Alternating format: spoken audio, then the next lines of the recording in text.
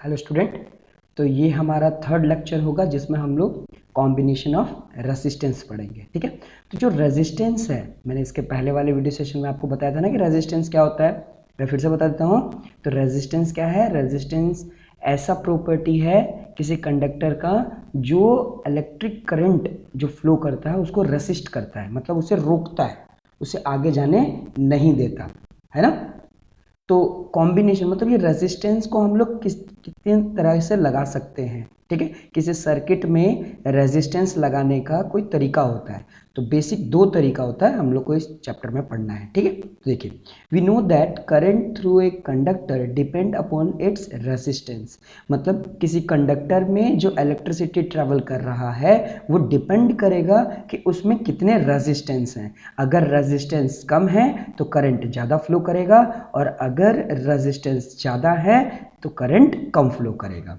ठीक है, and the potential difference across its and, मतलब उनमें जो पोटेंशियल डिफरेंस होगा, मैंने पोटेंशियल डिफरेंस को बताया था ना कि पोटेंशियल डिफरेंस अगर डिफरेंस है तभी तो क्या हो रहा है कि उसके अंदर जो चार्जेस हैं वो मूव कर पा रहे हैं। ठीक है, नेक्स्ट पॉइंट देखिए क्या लिखा हुआ है कि in various electrical instrument resistance, जो रेसिस्टर होता है, यानी ये बोल सकते हैं ये हमारा क्या है, ये हमारा एक ऐसा ऑब्जेक्ट है, ठीक है, जो रेसिस्टेंस मतलब ये प्रॉपर्टी है जो कि इस मटेरियल के अंदर होता है, are often used to various combination of Ohm's law can be applied to combination of resistor to find the equivalent resistance of a combination।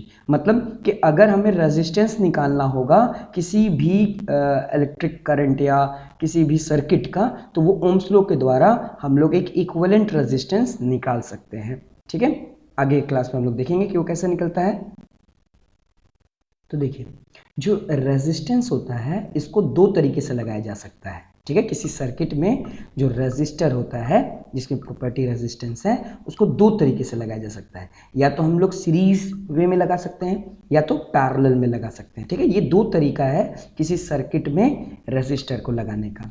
ठीक है, तो देखिए, अगर कभी भी अगर हमें क्या करना है कि रेजिस्टेंस को बढ़ाना है, ठीक है, अगर रेजिस्टेंस को बढ़ाना है तो जो रेजिस्टर होता है उसको हम लोग सीरीज में लगाते हैं। ठीक है, और अगर हमें रेजिस्टेंस को घटाना है ना, कम से कम रेजिस्टेंस लाना है, तो हम लोग क्या करते हैं, जो रेजिस्टर होता है उसको पैरेलली कनेक्ट करते हैं। तो देखिए यहाँ पे लिखा हुआ है to increase the resistance individual resistance are connected in series, है ना। कभी भी रेजिस्टेंस को अगर इंक्रीज करना है कि करंट, अगर हमें देखना है कि करंट ज़्यादा ट्रेवल ना करे, है ना, करंट कम ट्रेवल करे, तो हम लोग क्या करते हैं कि रेजिस्टेंस को सीरीज में लगा देते हैं। और अगर हमें देखना है कि करंट ज़्यादा फ्लो करे, यानी तो ज़्यादा फ्लो कब करेगा, जब रेजिस्टेंस को कम कर देंगे, है ना।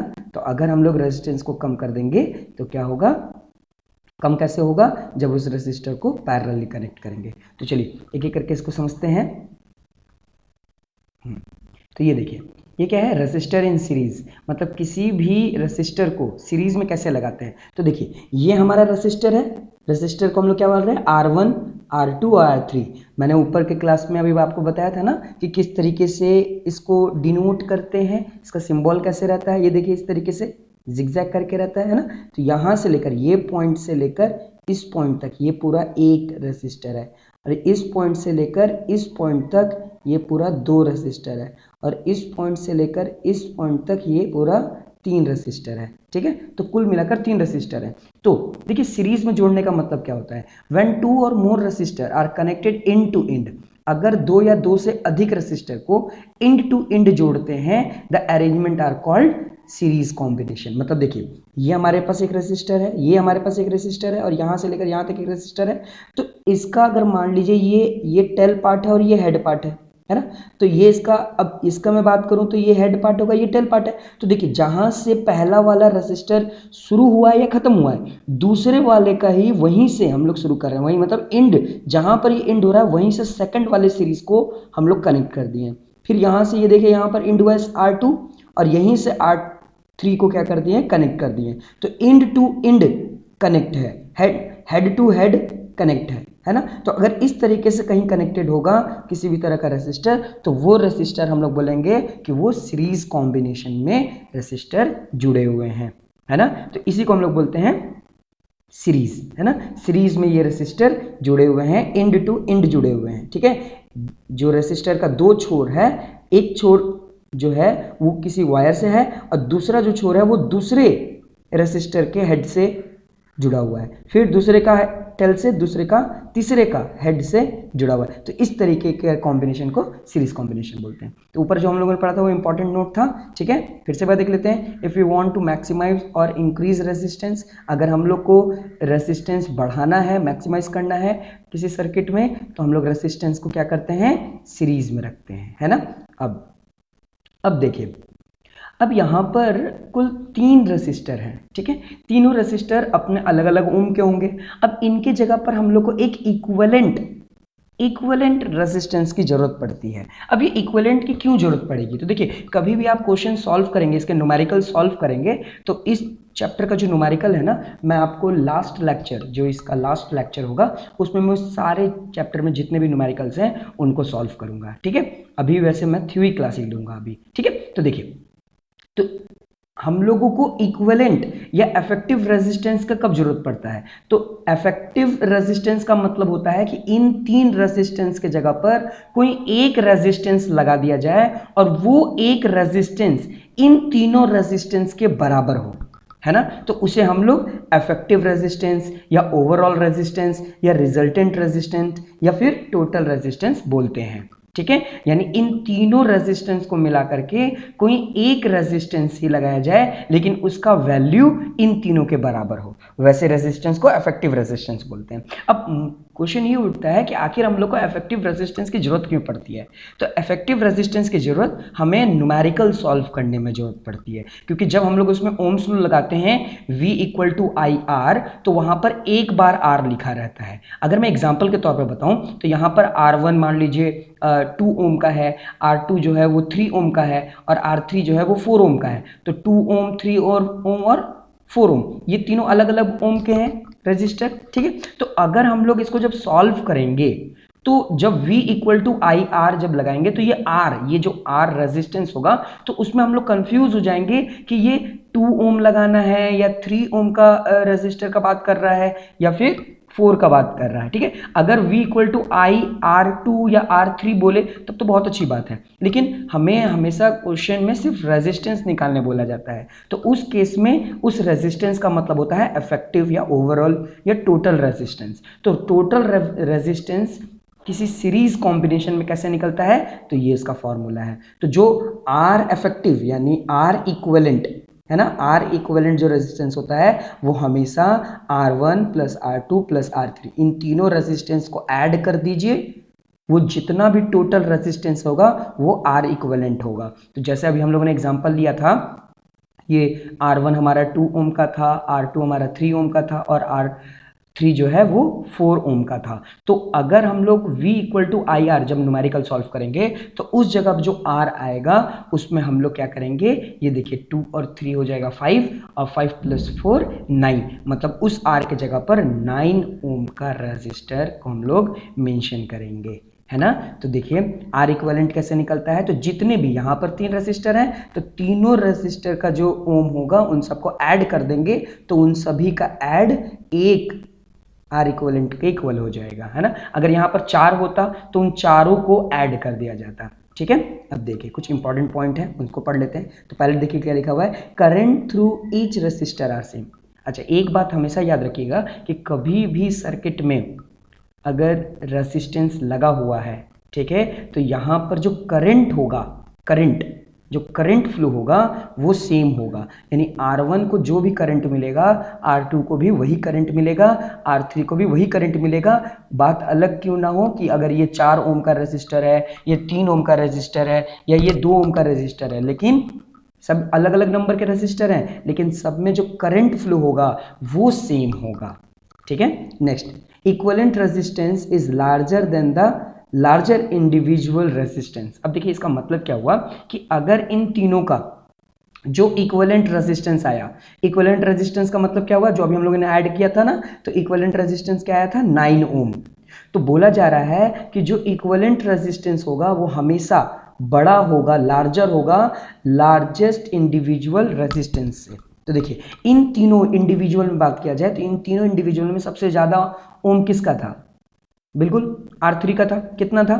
4 ओम, है ना। लेकिन जो इन सबका टोटल आया वो ऑब्वियस सी बात है कि वो इन तीनों इंडिविजुअल में जो सबसे ज़्यादा है उससे भी ज़्यादा इक्विवेलेंट रेजिस्टेंस आएगा। इस पॉइंट का मतलब यही है कि इक्विवेलेंट रेजिस्टेंस हमेशा ज़्यादा होगा उन तीनों में से जिसका भी रेजिस्टेंस ज़्यादा हो, उससे भी ज़्यादा इक्विवेलेंट रेजिस्टेंस आएगा। ठीक है। अच्छा, टोटल वोल्टेज, इसका मतलब वोल्टेज मतलब क्या हो गया? Potential difference equal to sum of voltage drop. अच्छा, जिस तरीके से इन तीनों ही रेजिस्टेंस में करंट सेम रहता है उसी तरीके से इन तीनों रेजिस्टेंस में याद रखिएगा जो पोटेंशियल डिफरेंस होगा यानी जो V होगा यानी जो वोल्टेज होगा वो डिफर होगा। मतलब R1 में पोटेंशियल डिफरेंस दूसरा होगा, R2 में पोटेंशियल डिफरेंस दूसरा होगा और R3 में भी पोटेंशियल डिफरेंस दूसरा होगा। इन तीनों में पोटेंशियल डिफरेंस अलग अलग होगा। इस बात को हमेशा याद रखिएगा कि अगर कोई भी रेसिस्टर अगर सीरीज में जुड़ा हुआ है तो उन तीनों रेसिस्टर में जो करंट होगा वो सेम होगा, लेकिन जो पोटेंशियल डिफरेंस यानी जो वोल्टेज होगा वो डिफर करेगा, वो अलग अलग होगा। चलिए अब ये देखते हैं कि ये जो effective resistance R equivalent equal to R1 plus R2 plus R3 ये कैसे आया, इसका डेरिवेशन देखते हैं। चलिए तो ये देखिए ये है इसका डेरिवेशन। तो क्या करते हैं, पहले तीन रेसिस्टर लेते हैं और तीनों रेसिस्टर का नाम रखते हैं R1 R2 और R3 और इन तीनों को किस में रखते हैं? सीरीज में। ठीक है। करंट को हम लोग क्या मान लेंगे? I से डिनोट किया जाता है। ठीक है। और यहाँ पर क्या हो रहा है, जो पोटेंशियल डिफरेंस है जिसको हम लोग क्या मान लेंगे? V। ठीक है। तो अब देखिए क्योंकि हम लोग ये जानते हैं कि तीनों के तीनों रेसिस्टर में है ना जो पोटेंशियल डिफरेंस है वो अलग है, यानी पहला वाला देखिए यहाँ पर जो पहला वाला R1 है यहाँ पर वोल्टेज V1 होगा, है ना। R2 के पास वोल्टेज V2 होगा और R3 के पास वोल्टेज V3 होगा, है ना। तीनों के पास अलग अलग है इसलिए हम लोग V1 V2 V3 बता रहे हैं, लेकिन तीनों में करंट सेम है इसलिए यहाँ पर भी I होगा, इसमें भी I होगा और इसमें भी I होगा। अगर मैं पहले वाले को मैं बोलूं कि करंट I1 है तो इसमें भी I1 ही होगा और इसमें भी I1 होगा, क्योंकि क्या बोला गया था कि करंट सेम है। तो अगर करंट सेम है, अगर हम लोग करंट को I से डिनोट कर रहे हैं तो तीनों को I मिलेगा, इक्वली मिल रहा है, लेकिन तीनों का वोल्टेज अलग अलग है इसलिए हम लोग पहले R1 में जो वोल्टेज है उसको V1 मान लेंगे, है ना। R2 जो वोल्टेज है उसको V2 मान लेंगे और R3 में जो वोल्टेज है उसको V3 मान लेंगे, है ना। चलिए तो देखिए इसका डेरिवेशन देखते हैं। तो ये देखिए क्या किया गया है, टोटल जो वोल्टेज होगा वो कैसे निकलेगा? Total voltage V1 plus V2 plus V3 इन तीनों को ऐड करेंगे तो टोटल वोल्टेज भी निकल जाएगा, है ना। तो देखिए the total potential difference across the combination of resistor in series is equal to the sum of the potential difference across individual resistor. जो इंडिविजुअल रेसिस्टर में जितने भी पोटेंशियल डिफरेंस होंगे उन सब का सम ही टोटल पोटेंशियल डिफरेंस होगा, जैसे यहाँ पर बताया गया। ठीक है। अब हम लोग ओम्स लॉ जानते हैं, है ना। ओम्स लॉ क्या होता है? वी यानी V इक्वल टू IR, है ना। तो अब देखिए अगर मैं V1 की बात करूं तो V1 में, है ना, अगर मैं V1 की बात करूं तो यहीं पर देखिए V1 में अगर मैं बात करूं तो V1 में करंट जो होगा वो I होगा और रेजिस्टेंस क्या होगा? R1। अगर मैं V2 की बात करूं तो V2 में करंट जो होगा वो I होगा, क्योंकि करंट तीनों में सेम होने वाला है इसलिए करंट क्या होगा? I होगा और R क्या होगा? R2। और अगर मैं V3 की बात करूं तो इसमें करंट I होगा और जो रेजिस्टेंस होगा वो क्या होगा? R3। तो देखिए वही चीज यहां पर लिखा गया है ना। V1 में I R1, ठीक है, V2 में I R2 और V3 में I R3, ठीक है। तो अब देखिए इस वैल्यू को फिर से हम लोग यहीं पर लिख दिए, है ना। V equal to V1 plus V2 plus V3, ठीक है। अब देखिए इस V1 के जगह पर हम लोग ये लिख सकते हैं IR1 यानी I for current into R resistance 1, ठीक है। तो इस V1 के जगह पर देखिए हम लोग क्या कर दिए I into R1 plus V2 के जगह पर देखिए V2 के जगह पर IR2 लिख सकते हैं, क्योंकि देखिए V2 किसके बराबर है? IR2, I मतलब करंट, R मतलब रेजिस्टेंस, दूसरे रेजिस्टेंस। तो ये देखिए V2 किसके बराबर होगा? IR2 और तीसरा देखिए V3 किसके बराबर होगा? IR3, ठीक है। अब देखिए इन तीनों में अगर आप देखिएगा तो I कॉमन निकल रहा है ना, ये तीनों में कॉमन I निकल रहा है, तो कॉमन I निकाल दिए बाहर। तो अंदर ब्रैकेट में क्या बच जाएगा, R1 plus R2 plus R3। अगर इन सबको मल्टीप्लाई करेंगे, अगर I को R1 से मल्टीप्लाई करेंगे तो यहीं आ जाएंगे, है ना, प्लस का प्लस साइन। 1I को अगर R2 से मल्टीप्लाई करेंगे तो यहाँ पर आ जाएंगे, ये प्लस का यहाँ प्लस, ठीक है। और I को अगर हम R3 से प्लस इंटू करेंगे तो IR3 बन जाएगा, ठीक है। अब ये देखिए, इस V के जगह पर फिर से IR लिख सकते हैं, जिसमें कुछ भी R1 R2 R3 नहीं लेगा क्योंकि ये इक्विवेलेंट वाला है, तो इसकी जगह वहीं पे लिख दिए, ठीक है। अब ये देखिए, ये I और ये I क्या हो जाएगा, कैंसिल हो जाएगा, क्योंकि यहाँ पर देखिए I इस R1 R2 R3 इन तीनों के ब्रैकेट के बाहर है ना, इसका मतलब मल्टीप्लाई हो रहा है। तो जब ये LHS से RHS की तरफ जाएगा या RHS से LHS की तरफ जाएगा तो I R upon R I हो जाएगा, I R अपॉन I। तो I से I कैंसिल हो जाएगा, यहाँ से I और I कैंसिल हो गया, तो हमारे पास क्या बचा, R इक्वलेंट, ये वाला R equivalent equal to R1 plus R2 plus R3। देखिए इस तरीके से ये डेराइव हो गया कि अगर कोई भी रेजिस्टर का इक्वलेंट रेजिस्टेंस निकालना है सीरीज में तो उसका फॉर्मूला क्या हो जाएगा, R equivalent equal to R1 plus R2 plus R3। चलिए आगे बढ़ते हैं। अब सीरीज कॉम्बिनेशन में कुछ डिसएडवांटेजेस है, तो उस डिसएडवांटेजेस को समझते हैं। Two different electrical appliances having different current requirement cannot be connected in series as the current is constant in a series circuit। मतलब देखिए, अगर हम जितना भी इलेक्ट्रिकल अप्लायंसेस लगाएं, अगर सबको सीरीज में लगाएंगे तो अगर आप रेफ्रिजरेटर को ले लीजिए या माइक्रोवेव ओवन को ले लीजिए या टीवी को ले लीजिए या फिर आयरन ले लीजिए, अगर इन सबको एक ही वायर से जोड़ते हैं तो सभी का जो पोटेंशियल डिफरेंस होगा या जिन तीनों का जो रेजिस्टेंस होगा, करंट रिक्वायरमेंट जो होगा वो अलग अलग होगा, है ना। सबका करंट रिक्वायरमेंट अलग होगा कि रेफ्रिजरेटर थोड़ा ज़्यादा करंट यूटिलाइज करेगा, है ना, हमारा जो टोस्टर होगा वो थोड़ा कम करेगा, है ना, या हमारा बल्ब जो है वो और थोड़ा कम करेगा। सबकी रिक्वायरमेंट अलग अलग है ना। कोई ज़्यादा करंट को यूटिलाइज करता है, कोई कम करंट को यूटिलाइज करता है। लेकिन अगर हम लोग सीरीज में अगर इसको जोड़ देंगे तो सारे को करंट इक्वल ही मिलेगा, जिससे प्रॉब्लम होगा, है ना। जिसको कम मिलना है तो उसे कम ही चाहिए, है ना। अगर कम वाला इलेक्ट्रिसिटी उसको हम लोग ज़्यादा अगर इलेक्ट्रिसिटी दे दें तो वो क्या हो जाएगा, खराब हो जाएगा, डैमेज हो जाएगा, है ना। तो इसमें ये प्रॉब्लम है ना, कि अगर सीरीज में अगर जोड़ते हैं तो करंट रिक्वायरमेंट सब अप्लायंसेस का अलग अलग होता है। नेक्स्ट देखिए, if one of the component fail in series circuit the circuit get broken and none of the other component get the current. इसका मतलब देखिए, अगर एग्जांपल के तौर पर बताता हूँ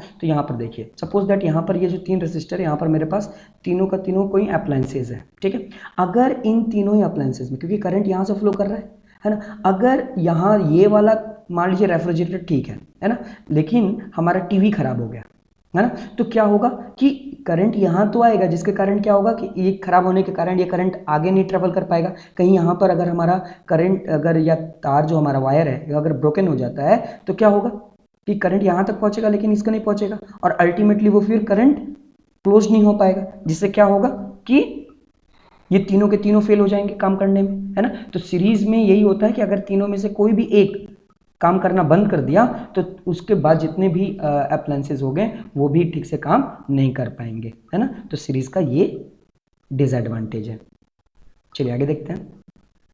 चलिए अब देखते हैं पैरेलल, ठीक है। तो पैरेलल, अगर रेसिस्टर को अगर हम पैरेलल में लगा रहे हैं तो कैसे लगाएंगे, ये देखिए R1 R2 R3, देखिए यहाँ से आया और ये देखिए ये एक रेसिस्टर यहाँ से लेकर यहाँ तक R1, ये दूसरा रेसिस्टर R2 और ये तीसरा रेसिस्टर R3। ये तीनों के तीनों रेसिस्टर एक दूसरे के क्या हैं, पैरेलल है, इंड टू इंड नहीं जुड़े हैं, ठीक है। इस बात को ध्यान दीजिएगा, ये इंड टू इंड नहीं जुड़े हैं, ठीक है। इंड टू इंड जुड़ेंगे तो सीरीज है, लेकिन ये देखिए तीनों के तीनों जो हैं वो पैरेलल जुड़े हुए हैं और उसके बाद इन सब वायर को एक जगह पर एक नोड पर आकर जोड़ दिया गया है, ठीक है। तो देखिए, when resistors are joined in parallel, the reciprocal of total resistance of the system is equal to the sum of the reciprocal of resistance of a resistor।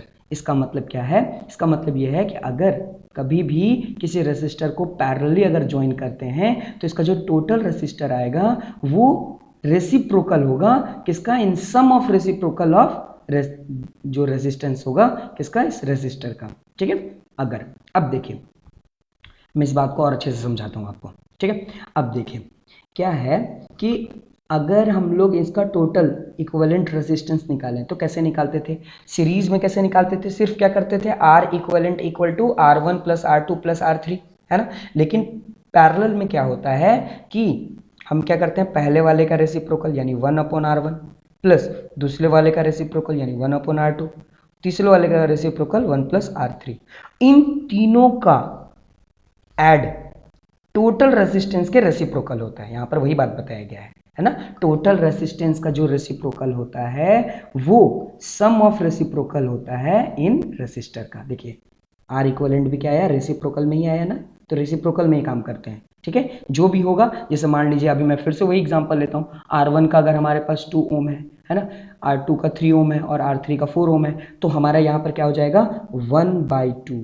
Plus 1/3 plus 1/4।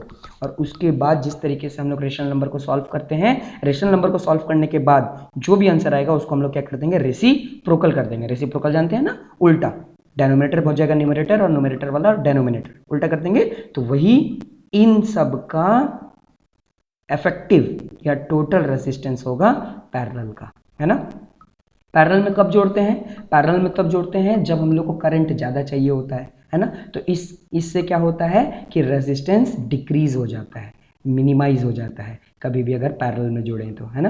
Parallel में जोड़ने से क्या होता है, रेजिस्टेंस कम हो जाता है, current ज़्यादा फ्लो करता है जिससे करंट लॉस नहीं होता, ठीक है। तो ये इसका फॉर्मूला हमेशा याद रखिएगा, सीरीज और पैरेलल का फॉर्मूला याद रखिएगा, इसी से न्यूमेरिकल बनेगा। मैं आपको प्रैक्टिस करवा दूंगा, ठीक है। चलिए आगे बढ़ते हैं। तो देखिए कुछ पॉइंट्स लिखे हैं, ठीक है। वोल्टेज और पोटेंशियल, अब इसमें देखिए इसमें उल्टा हो जाता है, ठीक है। जो पोटेंशियल वोल्टेज होता है ना, यानी पोटेंशियल डिफरेंस जो होता है, रेसिस्टर आर सेम। इस केस में यानी सीरीज में क्या था, मैंने क्या बताया था, सीरीज में मैंने बताया था कि करंट सेम रहेगा, ठीक है। हमेशा याद रखिएगा कि सीरीज में करंट सेम रहेगा और पोटेंशियल डिफरेंस वेरी करेगा, है ना। लेकिन पैरेलल में इसका उल्टा है, वाइस वर्सा है। क्या है कि पैरेलल में क्या होगा कि जो पोटेंशियल डिफरेंस होगा वो सेम रहेगा, है ना। पोटेंशियल डिफरेंस मतलब ये पोटेंशियल इसका V, यहाँ भी V रहेगा, यहाँ भी V रहेगा और यहाँ भी V रहेगा, यानी R1 को भी V मिलेगा, R2 को भी V मिलेगा और R3 को भी V मिलेगा, तीनों का तीनों V सेम रहेगा। लेकिन यहाँ पर करंट जो होगा वो अलग अलग मिलेगा, ठीक है। सीरीज में क्या होता था, करंट सेम मिलता था, सभी को I मिलता था, लेकिन पैरेलल में तीनों रेसिस्टर को करंट अलग मिलेगा। इसको मिलेगा I1, इसको मिलेगा I2 और रेजिस्टेंस R3 को मिलेगा I3, ठीक है। तो ये बात यहाँ पर है, ठीक है, ये चीज़ यहाँ पे लिखा गया। आगे देखते हैं, देखिए the same of the current flowing through all the resistor is equal to the current flowing in the circuit, मतलब लेकिन टोटल जो करंट होगा वो तो सेम ही रहेगा, ठीक है। अब चलिए क्या करते हैं, ये देखिए ये वाला बात मैंने पहले ही आपको बता दिया है ना कि अगर कम से कम रेजिस्टेंस की जरूरत होती है तो हम लोग इसको पैरेलली लगाते हैं, ठीक है। अब हम लोग क्या करते हैं, इसका डेरिवेशन देखते हैं, ठीक है, कैसे ये डेराइव हुआ है। तो देखिए क्योंकि पैरेलल में क्या होता है, पैरेलल में जो करंट होता है वो वेरी करता है, ठीक है।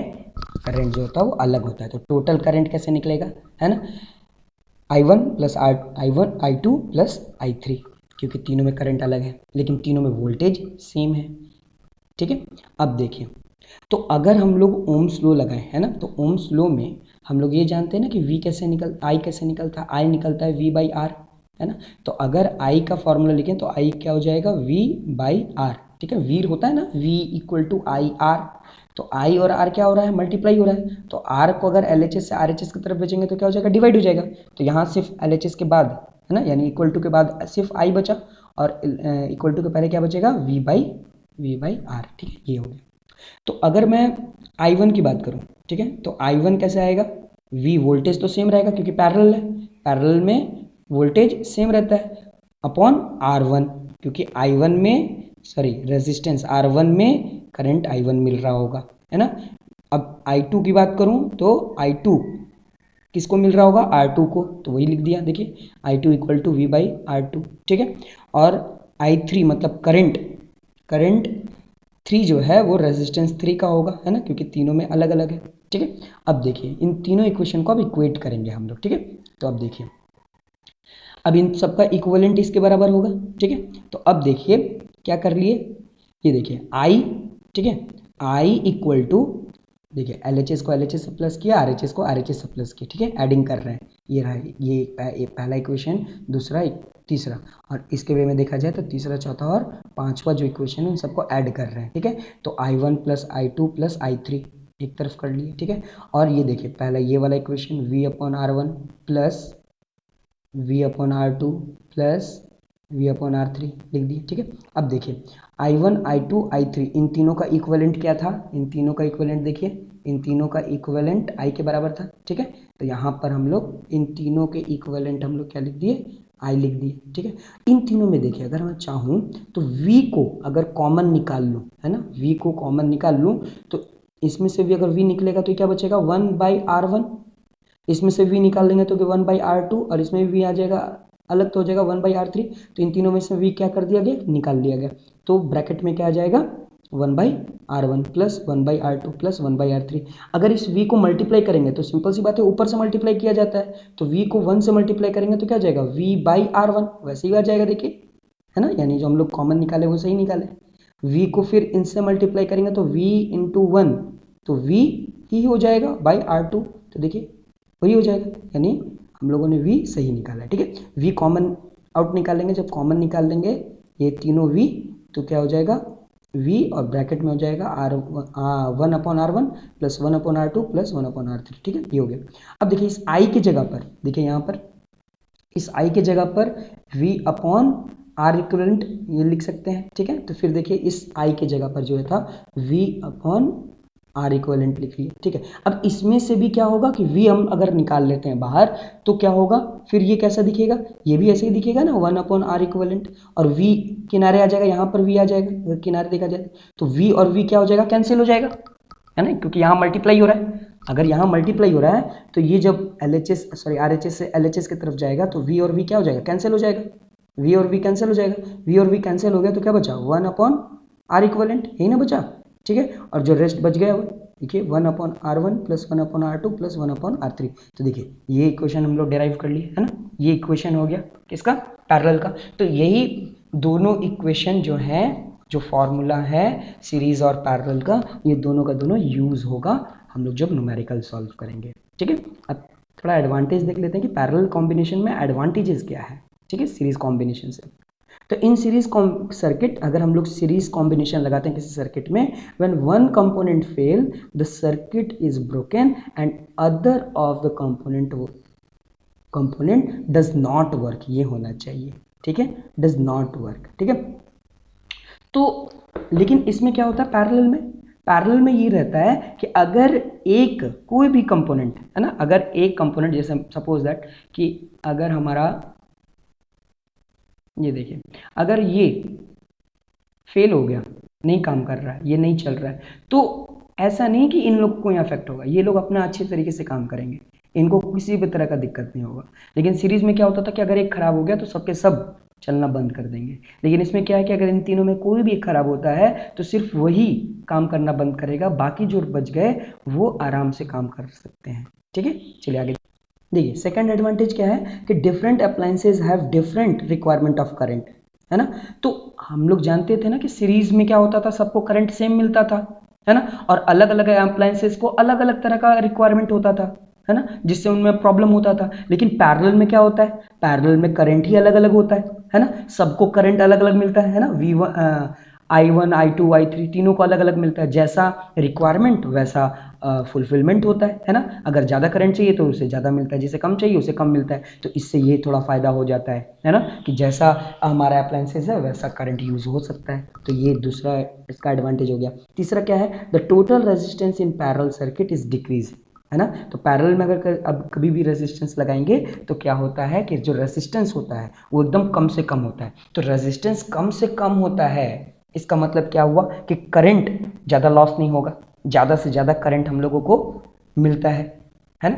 एक और पॉइंट था जो पैरेलल में था, क्या है कि जिस तरीके से सीरीज में हम लोगों ने पता किया था कि जो इक्विवेलेंट रेजिस्टेंस होता है वो तीनों रेजिस्टेंस में से जो भी इक्विवेलेंट, जो भी इंडिविजुअल में जो सबसे ज़्यादा होगा उससे भी ज़्यादा इक्विवेलेंट का रेजिस्टेंस का वैल्यू आएगा, है ना। लेकिन पैरेलल में इसका उल्टा है। पैरेलल में उल्टा क्या है कि इन तीनों में जो सबसे कम जिसका रेजिस्टेंस होगा, सबसे कम, है ना, उससे भी कम रेजिस्टेंस टोटल यानी इक्विवेलेंट रेजिस्टेंस का आएगा। एग्जांपल के तौर पर अगर मान लीजिए मैं वही एग्जांपल लेता हूं कि R1 का 2 ओम है, R2 का 3 ओम है और R3 का 4 ओम है, तो इसका जो टोटल, जो अगर हम पैरेलल रेजिस्टेंस का इक्विवेलेंट रेजिस्टेंस निकालें तो इसका जो वैल्यू होगा वो 2, जो सबसे कम था इन तीनों में, इंडिविजुअल में सबसे कम रेजिस्टेंस कौन था, R1 का, जो कि 2 ओम था, उससे भी कम वैल्यू आएगा, है ना। जैसे इसका 1 ओम आ सकता है या 0.5 आ सकता है ना, या फिर 1.7 आ सकता है, कुछ भी आ सकता है, लेकिन 2 से कम आएगा, है ना। तो अगर हमको टोटल इक्विवेलेंट ज़्यादा से ज़्यादा चाहिए तो हम लोग सीरीज में लगाएंगे, और अगर टोटल रेजिस्टेंस कम से कम चाहिए तो हम लोग सीरीज लगाते हैं, सॉरी पैरेलल लगाएंगे। अगर कम से कम चाहिए तो हम लोग क्या लगाएंगे, पैरेलल लगाएंगे, है ना। तो इस तरीके से कभी भी अगर हम लोगों को कम रेजिस्टेंस या फिर ज़्यादा करंट ट्रैवल करवाना है तो ज़्यादा ट्रैवल तभी करेगा जब कम करंट, जब कम रेजिस्टेंस होगा, है ना। और कम रेजिस्टेंस होगा कब, जब हम लोग वो सर्किट में जो रेजिस्टर है उसको पैरेलली कनेक्ट करेंगे, ठीक है। चलिए अब हम लोग मिलेंगे नेक्स्ट लेक्चर में, जिसमें हम लोग heating effect of electric current के बारे में पढ़ेंगे। ओके।